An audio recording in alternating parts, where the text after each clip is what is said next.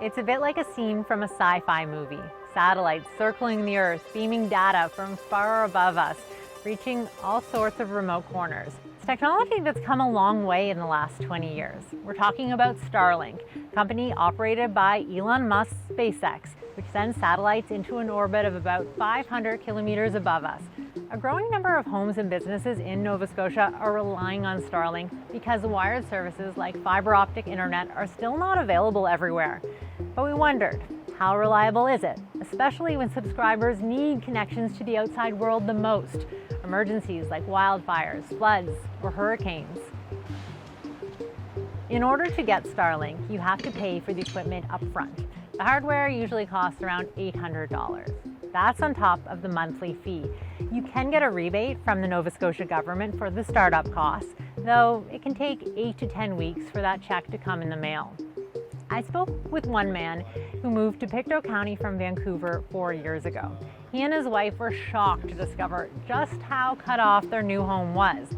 They tried the internet through a cellular connection, but they said the streaming was slow and it cost hundreds of dollars a month. For them, Starlink has made a huge difference.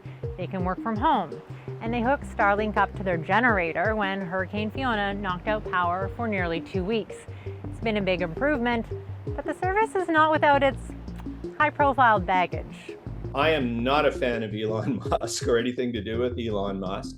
I'm not happy about it, but I'm a reluctant Elon Musk supporter this way, and every dollar I give him just makes me cringe. But so our only hope is if fiber op comes down this way. And Starlink only solves one of his problems. Good luck making a phone call at his house. Not to mention being able to get into his bank account online or accessing Service Canada's website, because those sites have security features that require a text, and there's no guarantee of getting it on time. Other situations are more dire.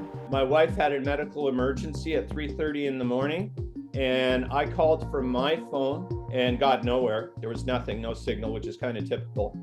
And then I called from her phone, the call dropped, and they fortunately were able to, realize that there was a call coming in, and they called back and it got through and I got to an ambulance. But this is emergency services aren't even available. Mulder says if the same thing happened again, he would use Wi-Fi calling through his internet to call for help. He'd like to see the CRTC do more to force telecommunications companies to build infrastructure to serve rural areas.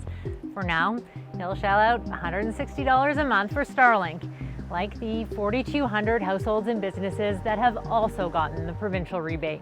Thousands more are still eligible. Build Nova Scotia, that's the Crown Corporation that manages the rebate program, says it's supposed to be a temporary solution. The government still wants more homes linked by fiber optic lines for more reliable service. But the reality, the more remote, the more expensive. And until that happens, some Nova Scotians will continue relying on the skies.